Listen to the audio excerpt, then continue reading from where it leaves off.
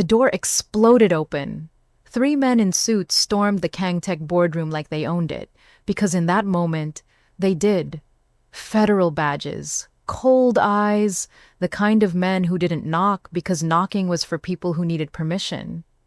Kang Min Jae didn't move. He sat at the head of the table, broad shoulders squared, neck tattoos crawling up to his jaw like a warning nobody had heeded, watching them lift boxes off shelves and pull drives from computers with the mechanical efficiency of people who had done this before. His CFO was already on his feet, whispering into his phone, eyes darting everywhere except at Min Jae. His legal team had somehow collectively developed the ability to look at walls.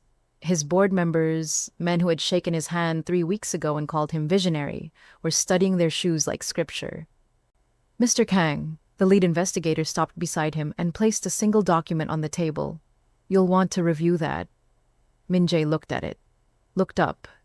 "I built this company from a shell my father handed me into something real," he said quietly.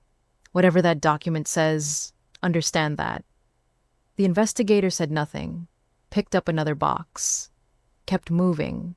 Outside, through the floor-to-ceiling glass, Min Jae could see the journalists already assembled on the sidewalk 40 floors below, cameras pointed upward like they could see through steel and glass directly into his humiliation. Maybe they could. Maybe that was the point. His phone buzzed, his father's name on the screen. He turned it face down. When the investigators finally left, the boardroom was gutted. Shelves stripped, servers gone.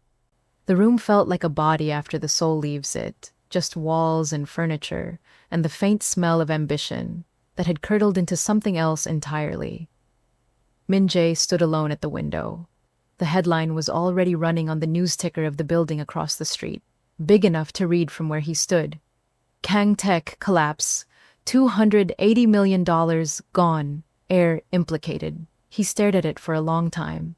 Then he picked up his jacket, walked past the empty desks, the abandoned coffee cups, the resignation letters already piling up on the front reception desk like flowers at a funeral, and he took the stairs instead of the elevator because he wasn't ready to stand still in a small box with his own reflection just yet. He walked out the front door into the wall of cameras and noise, and he kept walking. Nobody followed him. That was the part that hurt most. If you just felt that and you're not subscribed yet, fix that right now. Hit subscribe because what this man is about to walk into will make your jaw drop, and you are not going to want to find out about it in someone else's comment section. We are just getting started, and it only gets more intense from here. 3 floors above the chaos, in a cramped office that smelled like printer ink and cold coffee, Beverly Williams was the only person left at her desk.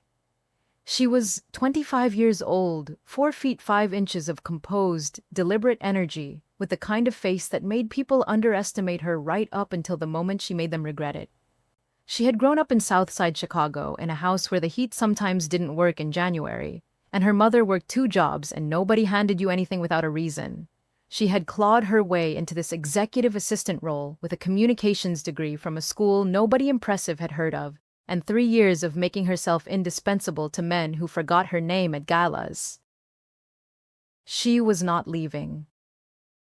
Her phone rang. Her friend Tamara's face lit up the screen. She picked up. "Before you say anything, Beverly Renee Williams, why are you still in that building?" "Because I'm working." "Working for who? They just carried the servers out on national television. Your boss is walking down Michigan Avenue looking like a ghost. The company is done." Beverly looked through the glass wall at the empty boardroom. The stripped shelves, the single document still sitting on the conference table that nobody had thought to take. "Done isn't the same as finished," she said. Tamara made a sound that was equal parts disbelief and love. "Call me when you come to your senses." Beverly hung up and opened a new document on her laptop. She had been working on it for 2 weeks, before the investigators came. Before the board turned, she had watched the cracks forming in Kangtech's foundation long before the collapse because that was what she did. She watched, she calculated, she planned while everyone else was still comfortable. The document was a proposal, 12 pages, single-spaced, tight. She printed it, clipped it, and put it in a folder. Then she waited. He came back at 8 p.m. She heard his footsteps in the hallway before she saw him. That particular heavy rhythm of someone carrying weight that had nothing to do with what was in their hands. Min Jae stopped in the doorway of the outer office, looked at her like she was something he couldn't immediately categorize. "You're still here." "I am." "Why?" Beverly stood up. She was nearly 2 feet shorter than him, and it mattered to her exactly 0%. She walked to his office door, opened it, and set the folder on his desk. "Sit down," she said. "Please," she added, because she wasn't reckless, just precise. He sat. He opened the folder. She watched him read. She had written it to be read in exactly the order she'd arranged it, so she said nothing while he moved through it, his expression giving away less than she'd expected. He had a good face for concealment. She filed that away. 3 minutes of silence. "Clean tech," he said finally, "for underserved communities. Solar installation and water filtration. Starting in Atlanta because the infrastructure gaps are documented and the impact investor community here has money looking for a home. I'm radioactive right now. No serious investor will come near my name." "Not yours," Beverly said. "Mine." He looked up. "I pitch. You stay behind the operations rebuild. We give your name time to breathe while I build the investor relationships. 3 months. If we don't have a term sheet in 3 months, you owe me nothing, because there's nothing to owe. And if we do? 25% equity, no salary." The silence that followed was the kind that had texture. Min Jae set the folder down slowly and looked at her. Really looked at her. Like he was seeing her for the first time, after months of her being invisible furniture, in his professional life. "You're betting everything on a man who just lost $280 million. Beverly didn't blink. "No, I'm betting on a man who built something real once and knows how he did it. There's a difference." Min Jae didn't say yes that night. He said he'd think about it. Beverly went home, made rice and stewed chicken, called her mother in Chicago, did not tell her about the proposal, and was back at her desk by 7 a.m. Min Jae arrived at 7:15. He looked at her. Looked at the fresh coffee she'd already made. 25%, he said. 25, she confirmed. "If this fails, it won't." He almost smiled. "Almost. You don't know that." "Neither do you. That's what makes it interesting." He picked up the coffee. "We need a name." "Nova Solutions," Beverly said immediately, like she'd been holding it ready. Because she had. Now here is where most people would expect a montage. A clean little success sequence. But that is not this story, and if you think Beverly Williams just walked into easy money with a handshake and a folder, you have profoundly underestimated what was about to come for both of them. What followed was the kind of work that doesn't look glamorous from the outside. No Instagram moments. Just 2 people in a stripped-down office in Atlanta grinding through the arithmetic of rebuilding something from near nothing. Except the ground beneath them was not stable, and at least one of them did not yet know it. Beverly worked the phones from 7 a.m. to midnight most days. She had built a contact list over 3 years of being the invisible woman in rooms where decisions were made, and now she called every single one of those contacts. Impact investors, environmental funds, social venture firms. She got hung up on. She got politely redirected. She got a lot of, "We'll circle back," which is professional language for no. She didn't stop. Min Jae, meanwhile, was learning things he had never had to know before. What solar panel installation actually cost per unit. What water filtration infrastructure looked like in communities where the pipes were 50 years old. He had run a tech company worth hundreds of millions, and somehow never understood the granular reality of what any of it touched on the ground. Beverly had built that into the proposal deliberately. Made sure he couldn't engage with it without confronting the human scale of what they were trying to do. She was strategic like that. 3 weeks in, she caught him at midnight, still at his desk, reading a report on energy poverty rates in Atlanta's West Side. "You should sleep," she said, pulling on her coat. "Did you know that in some of these neighborhoods, families are spending 30% of their income on electricity? He didn't look up. 30% on a utility. I know, Beverly said. I grew up in a house like that. He looked up then. She held his gaze for exactly 2 seconds, then looked away. Lock up when you leave. She was already in the elevator before she let herself exhale. The thing about Min Jae was that he was not what she had expected. She had prepared herself for the version of him the news had constructed, the entitled heir, the connected playboy who had coasted on family money until it collapsed. What she found instead was someone who was genuinely angry at himself in a way that had nothing to do with reputation or appearances. He was angry because he had stopped paying attention, because he had let people manage things he should have been watching, because he had been comfortable, and comfort had cost him everything.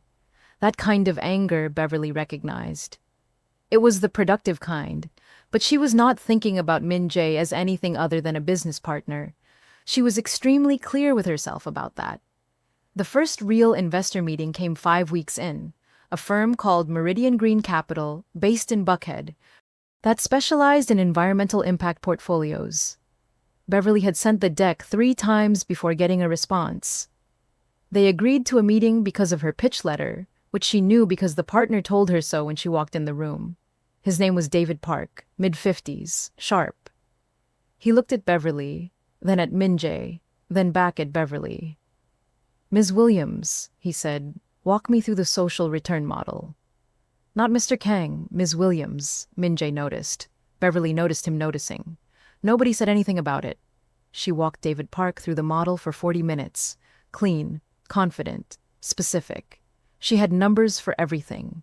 Projected kilowatt hours, estimated water quality improvement percentages, community employment ratios.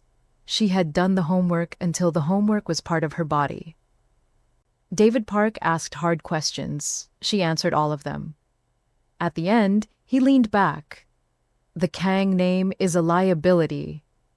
The Kang operational experience is an asset, Beverly said. We're not asking you to invest in who we were. We're asking you to invest in who we're building. David Park looked at her for a long moment. Send me the updated financials by Friday.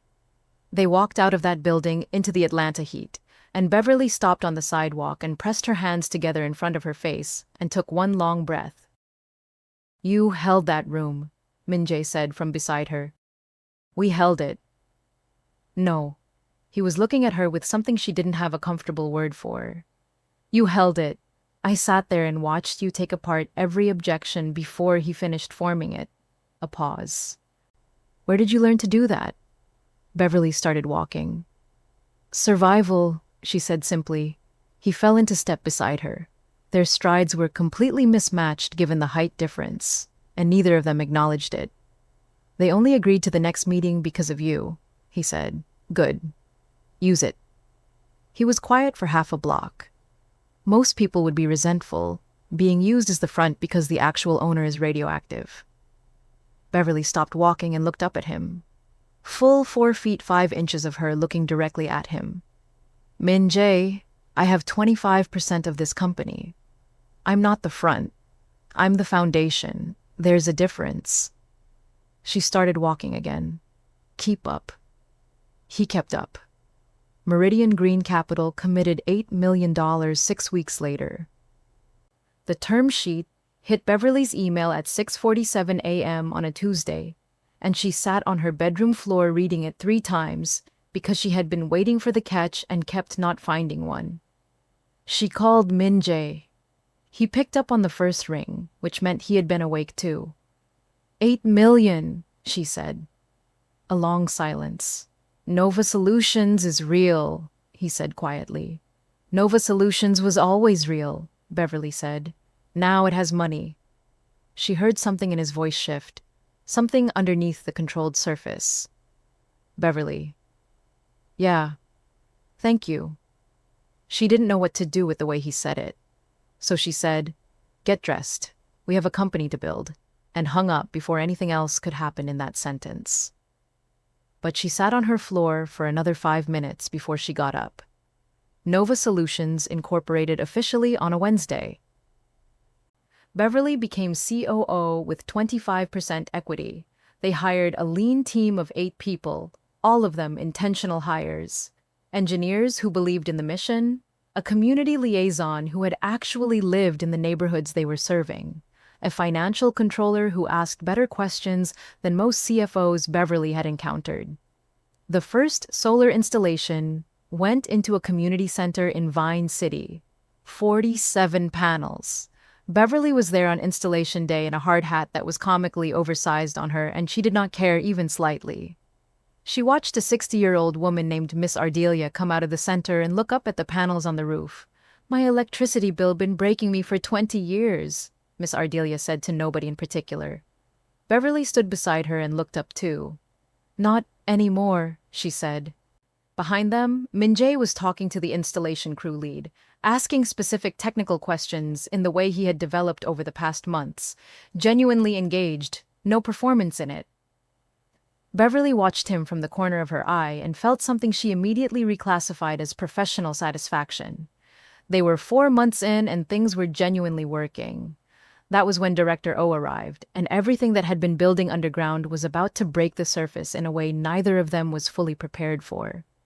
He came on a Thursday, unannounced, in a car that cost more than Nova Solutions' monthly operational budget.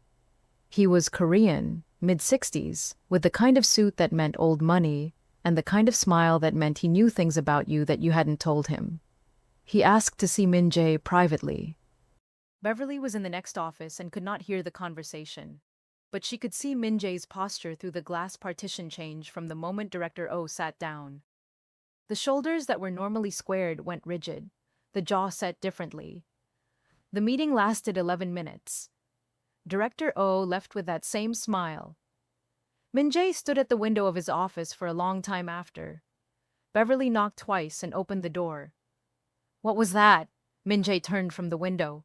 Something complicated was moving behind his eyes. "Old family business." "That's not an answer." "Beverly, we are partners," she said, "which means when a man I've never seen before comes into our office and leaves you looking like that, I need an actual answer." The silence stretched. "My father," Min Jae said carefully, "has interests that extend beyond legitimate business. Director O represents those interests. He came to suggest that Nova Solutions would benefit from the Kang family's protection. In exchange for 40% of the company." Beverly felt the room temperature change. "Protection. It's a polite word." "And you said?" "No." "And he smiled when he left." Min Jae looked at her. "Yes." Beverly sat down, slowly, processing. "Min Jae, when you said you wanted to go clean, I meant it. How deep does this go? What are we actually standing in the middle of?" He crossed to his desk and sat across from her, and for the first time in all the months they had been doing this, he looked tired in a way that went past sleep deprivation. "My father built the Kang Empire on 2 tracks," he said, "the legitimate businesses on top. Underneath, connections, arrangements, things I didn't ask about because not asking was easier." He paused. "I'm asking now, which is why I'm here instead of Seoul. Which is why this company has to work on its own terms. Because if it doesn't, the alternative is going back." Beverly looked at him for a long time. "You should have told me this before I put my name on this company." "I know. My 25% doesn't mean anything if this company gets swallowed by your father's—" "I know, Beverly." His voice was low, controlled, but something underneath it was not controlled at all. "I know. Which is why I need this to work. Not just for the money, not just for the mission. Because if Nova succeeds on its own terms, independently, profitably, legitimately, then my father loses his argument. There's no gap for him to fill. No crisis for him to solve." The room was very quiet. "So we're not just building a company," Beverly said slowly. "We're building a proof," he said, "that I don't need him." Beverly stood up, walked to the window where he had been standing, looked out at Atlanta. "Okay," she said. "Okay. We build the proof. She turned. But no more things I don't know. Not one. If something is coming at this company from your family's direction, I hear about it before it walks through our door. That's not negotiable. Min Jae held her gaze. Agreed. She nodded once and went back to her office. She lasted about 40 minutes before she went to the bathroom, turned on the faucet, and stood with her hands on the sink, breathing through everything she was feeling, which was a complicated mixture of fear and fury and something else she was not ready to name. She looked at herself in the mirror. You knew this wasn't going to be simple, she told her reflection. Simple was never on the table. She turned off the faucet and went back to work. Tell me right now in the comments, do you think Beverly should have walked away the moment she heard the word protection? Because some of you are going to say yes, and you might be wrong. Keep watching. The blogger's name was Marcus Webb, and he had 2.3 million followers, and a gift for writing threads that spread like weather systems. His thread went up on a Friday evening, and by Saturday morning it had 40,000 retweets. It started, "Let's talk about Beverly Williams, and why the Nova Solution story is more troubling than inspiring." It got worse from there. The thesis was that Beverly was being used as a diversity shield by a disgraced Korean billionaire who needed a black face to access impact investment money that would have never touched his name alone. It was written with enough truth in it to be dangerous. Marcus Webb was not stupid. He had looked at the power structure of the company, seen that Min Jae still held controlling interest, and constructed an argument that Beverly was the face but not the power. Beverly read it at 6 a.m., sitting in her kitchen in her pajamas. Her phone was already going, investors calling their handlers, team members texting, Tamara, sending 17 consecutive messages in increasing caps lock. She set the phone down, made coffee, sat with it. Min Jae called at 6:23. "I've seen it," she said before he could speak. "Beverly, this is damaging, I know. We should put out a statement. I can have legal draft." "No." A pause. "No?" "A legal statement makes it look like we have something to defend." "We don't." She wrapped both hands around her mug. "Let me handle this." "Beverly, Min Jae." Her voice was quiet, but it had the quality of something load-bearing. "Do you trust me?" A beat. "Yes," he said. Without hesitation. Something in her chest moved. She filed it away. "Then let me handle it." She called Marcus Webb directly. She had done 15 minutes of research and found his professional email. She wrote 4 sentences, requesting a 30-minute conversation, and sent it at 7 a.m. He responded at 7:45 with a phone number. The conversation lasted 52 minutes. She didn't argue with his premise. She walked him through her equity stake, her decision-making authority, the specific deals she had led, the investors who had come to the table for her specifically. She was not defensive. She was a woman presenting evidence, and she did it with the calm of someone who had been prepared for this moment long before it arrived because she had always known it was coming. At the end, Marcus Webb was quiet for a moment. "I wrote what I saw from the outside," he said. "I know," Beverly said. "Most people only have the outside. That's not your fault. But now you have the inside, and I'm trusting you to be accurate." He posted a follow-up thread the next day. It was not a retraction. It was a re-examination.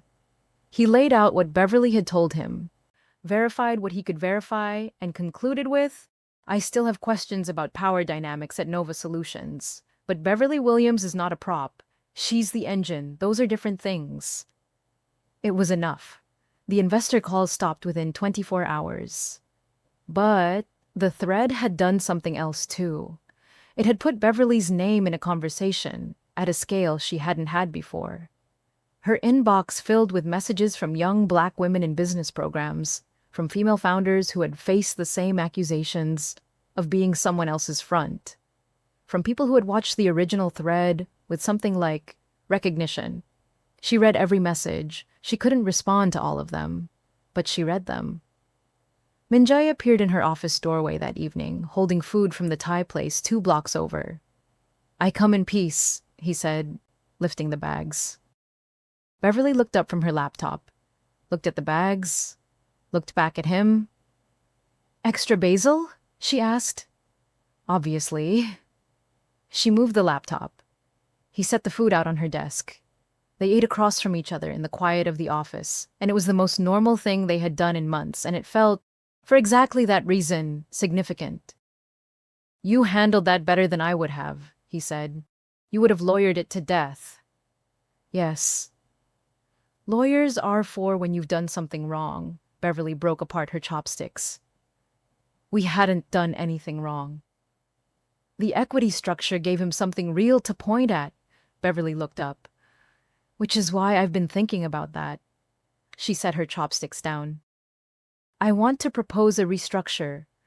If you're serious about this being a real partnership. I am. Then the equity should reflect that. I want to move to 30%. Min Jae didn't hesitate. Done. Beverly stared at him. Just like that? You've earned more than 30%. The number should have been higher from the start. He met her gaze steadily. I needed you to believe I was worth betting on. I didn't know how to ask for that with a fair structure. That was wrong. Beverly was quiet for a long moment. You're better at this than you were, she said finally. At equity structures? At being honest. She picked her chopsticks back up. It's a good look on you. Something shifted in his expression. Something he put away quickly. They finished eating. He threw away the containers, put on his jacket, paused at the door. Beverly. She looked up. He looked like he was going to say something different from what came out. Lock up when you leave. She watched him go. She did not immediately return to her laptop. Nova Solutions hit $30 million in revenue in month 8. The Vine City installation had generated so much community interest that 3 more Atlanta neighborhoods had formally requested partnerships. A water filtration pilot in a suburb where the municipal supply had tested contaminated 2 years earlier was generating national press attention of the good kind. Beverly was asked to speak at a tech conference in Charlotte. She said, yes, wore a white blazer and her natural hair out, and gave a 17-minute talk that ended with a standing ovation and 3 serious investor inquiries before she got off the stage. She called Min Jae from the hotel that night. 3 investors, she said. Real ones, not tire kickers. I know. I watched the live stream. A pause. You were extraordinary. Beverly sat on the edge of the hotel bed. She was tired in the best way. You watched it. Of course I watched it. She didn't know what to do with that, so she said, get the materials ready. I want to take meetings next week while the momentum is warm. Already scheduled 2 of them. Min Jae. Yes? You watched the whole thing? Every minute, Beverly. She went to sleep smiling and told herself it was just because the day had gone well. But she knew. She had always known. She just wasn't ready to say it yet. The relationship with Min Jae's family came to a head on a Tuesday in November. She knew something was wrong when he called her at 7 a.m. and said, don't come in until 10, which was very unusual because Beverly was always in before him. She came in at 9. The woman sitting in Min Jae's office was in her early 60s, impeccably dressed with the kind of posture that had been enforced since childhood. She looked at Beverly when she walked past the glass partition with an expression that was not rude enough to address directly, but communicated everything it needed to communicate. Min Jae came to Beverly's office 5 minutes later. He looked like he hadn't slept. My mother, he said quietly. She came from Seoul. I gathered. She'll be gone by this afternoon. Min Jae, you don't need to. She said things last night. His jaw was tight.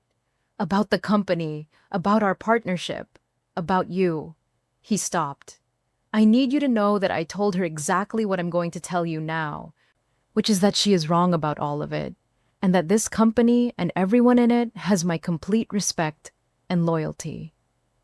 Beverly looked at him carefully. What kind of things did she say about me? He met her eyes. The kind that people say when they're afraid of what they don't understand, and they dress that fear up as tradition. Beverly nodded slowly. Okay. Okay? I've been underestimated by people with more power than your mother, Min Jae. I'm still here. She picked up her pen. Go be with her. Handle your family. Come back when you're done. He stood in her doorway for a moment longer than necessary. She asked me to come back to Seoul, he said, to shut this down and come home. Beverly's hand stilled on her desk. She thinks this is an indulgence, that I'm rebuilding a business to avoid my responsibilities to the family. And what did you tell her? That my responsibilities to myself and to the people who believed in me when they had no reason to are more important to me than any obligation I was born into. He looked at her directly. That's what I told her. Beverly held his gaze. Go, she said softly. Go be with her. Min Jae's mother left Atlanta that afternoon without saying goodbye to Beverly. Beverly took that as a kind of clarity. It told her exactly where she stood in that woman's world, and it told her that Min Jae had chosen differently, which was information she sat with quietly for the rest of the week. That evening, she was walking to her car in the parking structure when she heard him behind her. Beverly. She turned. He was standing 10 feet away in the half-dark, jacket off, tie loose, looking like a man who had just finished a conversation that had cost him something real. She's gone, he said. I know. I'm sorry for what she... Don't apologize for other people. Beverly shook her head. That's not your debt to pay. He crossed the distance between them slowly. The parking structure was quiet. Fluorescent lights, the distant sound of Atlanta traffic. He stopped in front of her, close enough that she had to look up to meet his eyes. I need to say something, he said. Her heart was doing something she was not acknowledging. Min Jae, I know the timing is wrong. I know the professional argument. I know every reasonable reason this is complicated. He held her gaze without flinching. I also know that I have not been able to stop thinking about you in a way that has nothing to do with this company since sometime around month 3, and I'm tired of pretending otherwise. The parking structure was very quiet. You're my business partner, Beverly said. Yes. We're in the middle of building something that matters. Yes. People will have opinions. They already do. Min Jae. Her voice was careful. I grew up in a world where people like me don't get to be complicated, where everything I do is read as either threatening or convenient. If this goes wrong between us, it doesn't just affect me personally, it affects how I'm perceived professionally, and I have worked too hard. I know, he said. I know all of that. I'm not asking you to be less careful. I'm just telling you the truth because you told me once that honesty was a good look on me. The corner of his mouth moved, barely. I'm practicing. Beverly stared at him. I'm not saying yes to anything right now, she said. I'm not asking for yes or no. I'm asking you to know, that's all. She nodded slowly, turned to her car, stopped. Min Jae? Yeah, she didn't turn around. I've been practicing not thinking about you a certain way since approximately month 2. She got in her car and drove away. He stood in the parking structure alone for a full minute, and if anyone had seen him, they would have seen him smiling in a way he probably didn't know he was doing. This is the moment most stories would let them ride off into the sunset, but this is not most stories. And what was coming next was going to test everything they had built, personally and professionally, in ways neither of them had armor for. If you're not subscribed yet, you are genuinely going to regret missing what comes next. Hit that button, like this video, and drop in the comments whether you think a black woman and a Korean Mafia heir can actually build something real together, or if the world won't let them. We want to hear from you. Director Oh made his second move in December. He didn't come in person this time. He used the press. Financial records from Kangtech's final months leaked to 3 different outlets simultaneously. The records were real, pulled from the investigation files, but they were presented selectively. Specific transactions isolated from their context in ways that made them look like deliberate fraud rather than the cascading collapse they had actually been. Min Jae's name was attached to authorization signatures that had been routed through his office without his direct approval, a fact that existed in the full record but not in the excerpts that ran. The stories dropped on a Thursday morning. Beverly saw them at 5:45 a.m. She was at the office by 6:15. Min Jae arrived 12 minutes later. They stood side by side in the main office reading the coverage on separate screens, and the silence between them had the particular quality of two people choosing their next words very carefully. "Is any of it true?" she asked. Flat. Direct. Not the way they're framing it. "That's not what I asked." He turned to face her. "The transactions existed. I didn't personally authorize them. My CFO had signature authority for routine operations and used it for things that were not routine. I should have been watching more closely. I wasn't." His jaw was tight. "That's the true version." Beverly looked at him for a long moment. "Why didn't you tell me this was a vulnerability?" "I didn't think." "You didn't think," she said. Her voice was not raised. That somehow made it worse. "Min Jae, I have 30% of this company. I have my name and my reputation and 3 years of relationships with investors. I built one phone call at a time. When there are vulnerabilities in our story, I need to know about them before someone else decides how to use them." "Beverly, I'm not finished." She turned to face him fully. "I have been putting myself between this company and every single threat that came at it. The investor skepticism, the blogger, your family. I have handled all of it because I believed in what we're building. But I cannot protect something if I don't know what I'm protecting it from." The silence between them was not comfortable. "You're right," he said. "I know I am. I was ashamed of the gap, in my oversight. It was my failure, and I didn't want to bring it into this." He stopped. Beverly turned back to her screen. "We have about 4 hours before the investor calls start." Beverly." Something in his voice made her stop. "I'm sorry. Not the polite version. Actually, sorry. You have carried more of this than any partner should have to carry, and I have not always been honest with you about the full weight of what you were carrying." "That ends today." She didn't turn around. "I know," she said quietly. "I'm going to be better at that." "I know that too." A pause. 4 hours. Let's use them." They worked side by side all morning. Beverly drafted the response strategy. Min Jae pulled every document that provided context for the transactions in question. Their financial controller built a clean summary of the actual authorization chain. By 10 a.m., they had a presentation that told the true story with nothing left soft. Beverly called a press conference for noon. Min Jae looked at her across the conference table as they were preparing. "Are you sure about this?" "No," Beverly said, "but we're doing it anyway." She stood at the podium with Min Jae beside her, and she walked through the numbers, the documents, the timeline, the actual facts of what had happened at Kangtech against what was being reported. She was precise. She was unflappable. She cited sources. She invited questions. And then she went off the prepared remarks. "I want to address something directly," she said. "Because I think it's sitting in the room, even if nobody's going to ask it."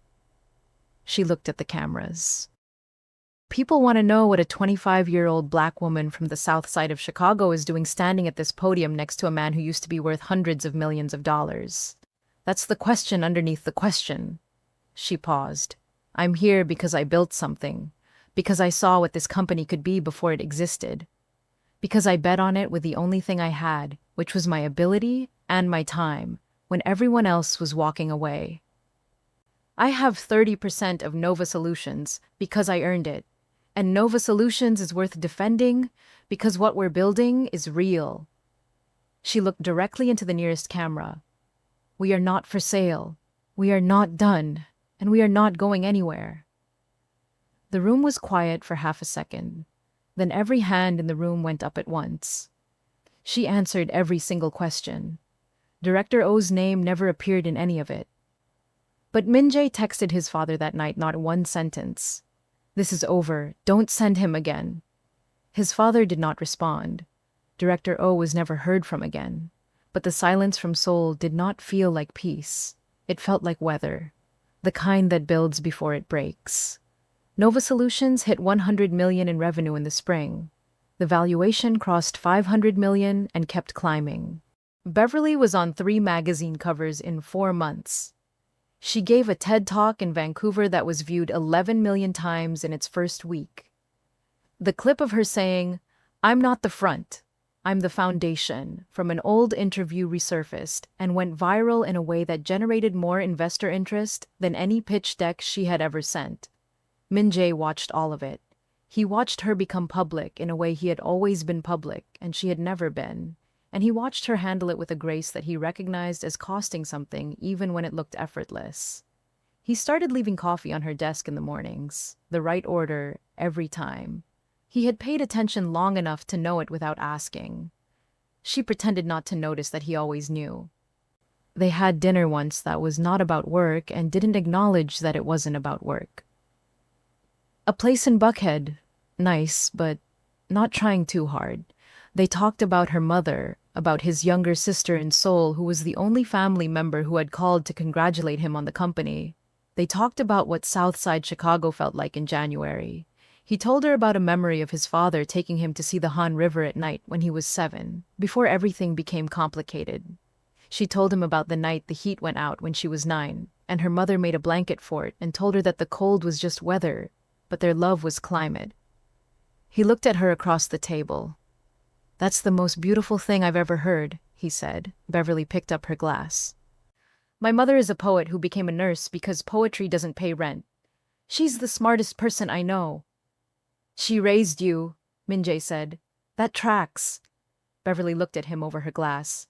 Something in his expression was completely unguarded in a way she almost never saw in him. "Min Jae," she said carefully. "I know," he said. "I know the timing." He leaned forward slightly. "Beverly, I have been patient because you asked me to be, and because you were right to ask. I will keep being patient. But I need you to know that patience is not the same as indifference." She set her glass down. "People are going to have a field day," she said. "You know that. The height jokes alone, let them. Your family, my sister already approves of you. She saw your TED Talk and sent me 12 consecutive voice messages about it." Beverly laughed. It surprised her. It seemed to surprise him too, the way his expression opened up when she did it. "One thing," she said, "anything. We don't let it touch the company. Whatever this is, we keep it clean from the business. If something happens between us, Nova doesn't pay for it." Agreed without reservation. She looked at him across the table. The restaurant around them hummed with other people's conversations. "Okay," she said. He didn't move. "Okay, what?" "Okay, Min Jae." She held his gaze steady. "Okay." His exhale was almost imperceptible. Almost. They didn't tell anyone immediately. No announcement, no post. They were the same people in the office they had always been. Same precision, same arguments about strategy. Same moments where Beverly overrode his instinct and was right, and he told her so. But he drove her home after late nights now, and she started keeping tea at the office that she didn't drink because he did. Small things. The kind that quietly rearranged the architecture of a life without asking permission. The outside world found out not from them, but from a photographer at a charity gala who caught them in an unguarded moment near the coat check. His hand at the small of her back. Her face turned up to say something to him. Both of them completely unaware of the camera. The photo ran in a gossip column with the headline, "Kangtech, Air and Nova COO. More than business?" The comment section was a war zone. Some of it was warm, most of it was not. The racist commentary came dressed in different costumes. Concern about professional dynamics. Jokes about the height difference that weren't really jokes. Coded language about what kind of woman Beverly must be to have gotten someone like Min Jae, as though a man was a destination you arrived at rather than a person you chose. As though her ambition was the suspicious part and his wealth was the obvious explanation. Beverly read all of it.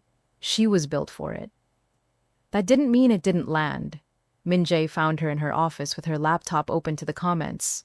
Don't, he said. I need to know what we're walking into. You already know what we're walking into. She looked up. Are you scared? He pulled a chair to her side of the desk and sat beside her. Looked at the screen.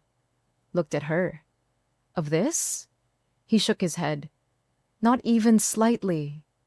He took her hand on the desk, covered it with his. His hand was twice the size of hers. Of losing you? Constantly. Beverly looked down at their joined hands for a long moment. I'm 4 feet 5 inches, she said. And black, and the COO of a company I helped build from the floor up. Everything about me is going to be a headline.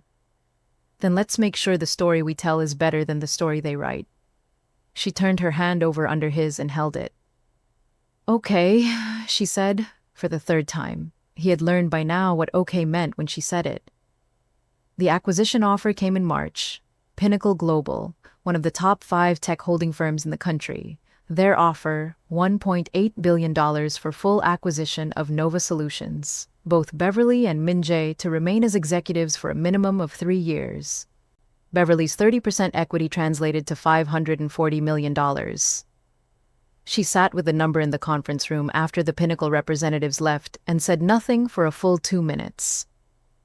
Say something, Min Jae said. I'm thinking. Think out loud.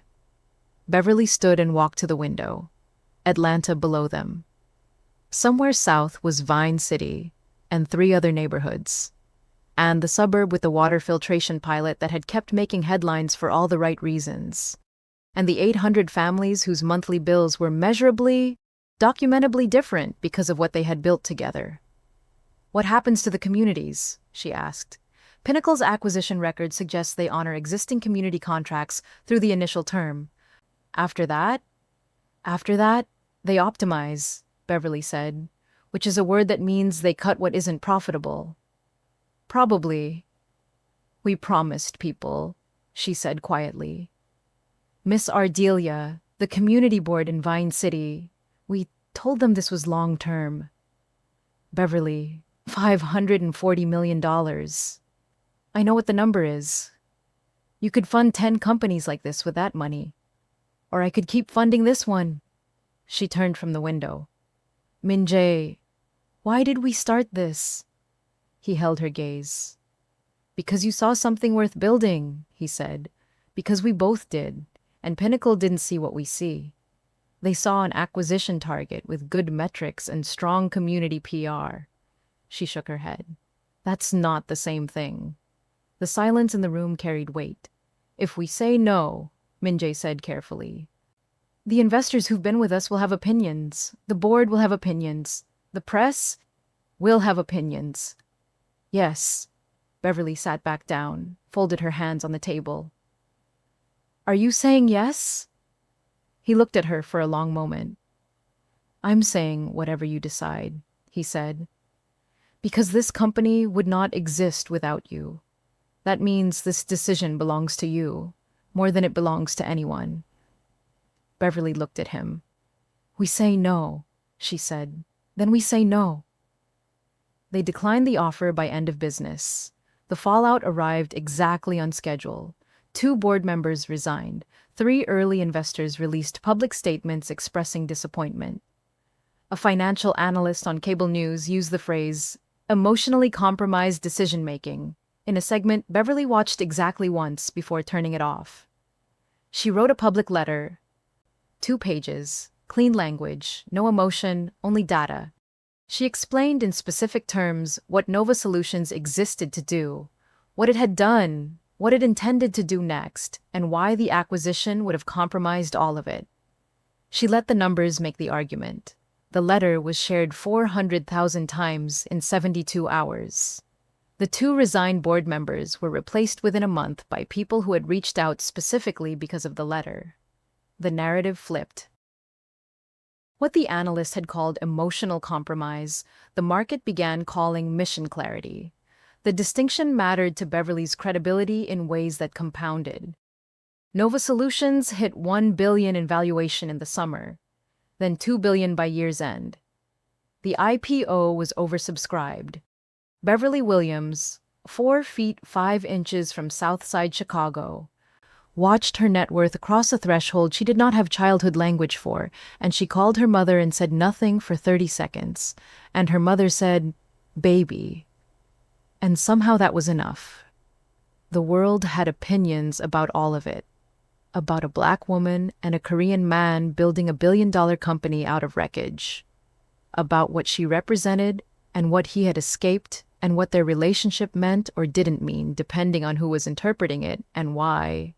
People who wanted it to be a threat found a way to make it a threat. People who needed it to be a fairy tale flattened it into one. Beverly let none of those versions land. She knew what it actually was. So did he. Min Jae proposed on the rooftop of their building. He had chosen the spot deliberately. It was the same rooftop where 8 months earlier, Beverly had stood looking at the city, after a particularly brutal week, and said she didn't know if she was built for this.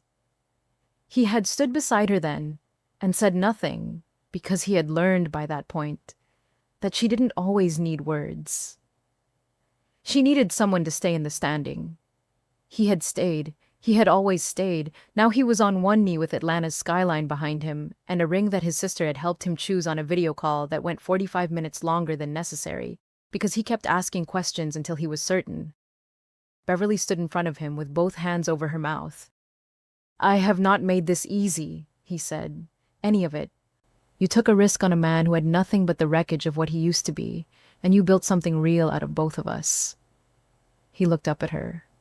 "You made me better at being honest. You made me better at caring about what actually matters. You made me someone worth being." He held the ring up. "Beverly Williams, will you let me spend the rest of my life trying to be worth what you saw in me?" Beverly lowered her hands from her face. Her eyes were doing something she would never describe in public. "You were worth it before I saw it," she said. "That's the point of being seen, Min Jae. It's not about creating value. It's about recognizing what was already there." She looked at the ring. "Yes," she said. He put it on her finger. Stood. Nearly 2 feet of height difference. 0 degrees of distance. She pulled him down by the collar and kissed him with the Atlanta skyline behind them, and the city moving below them, and somewhere south of where they stood, more than 1 million people going about their evenings with clean water and solar power in homes that had gone without both for too long. The final title cards came one after another like a slow exhale. Nova Solutions reached 3 billion in valuation before their second anniversary. Clean energy and water reached over 1 million people across 11 cities. Beverly Williams was named to Time magazine's list of the most influential people in the world. She was the youngest person on it and the shortest, and she would tell anyone who asked that those two facts were related. Min Jae Kang testified before a Senate committee on ethical impact investing. He wore a white shirt with his collar open and his neck tattoos visible, and he answered every question without flinching. His mother watched the testimony on television in Seoul. She watched the entire thing without moving. Then she called his sister, not Min Jae, and said in Korean, quietly, as though it cost her something, "She is formidable." His sister texted him immediately. He showed Beverly. She laughed. "Formidable," she said. "I'll take it." The last image was a little girl at a solar installation in Southside Chicago, Beverly's neighborhood, the streets she had grown up running through, the blocks where the cold had come through the walls in January and the heat had never worked right, and nobody had sent help. The little girl looked up at Beverly with wide eyes. "Are you the one who built this?" Beverly crouched down to her level. "We built it," she said, "and one day you'll build something too." The girl looked at her very seriously. "What if people say I can't?" Beverly looked at her for a long moment. "Then you build it louder," she said. Min Jae stood a few feet away. Neck tattoos, broad shoulders, completely out of place in every demographic sense, and completely exactly where he was supposed to be. He watched Beverly with the little girl, and felt something in him settle permanently into place. The particular piece of a man who had spent his whole life being defined by what his family was, and had finally become defined by what he chose. He had chosen this. He would choose it every day. Beverly caught his eye across the distance. He nodded once. She nodded back. Fade to black.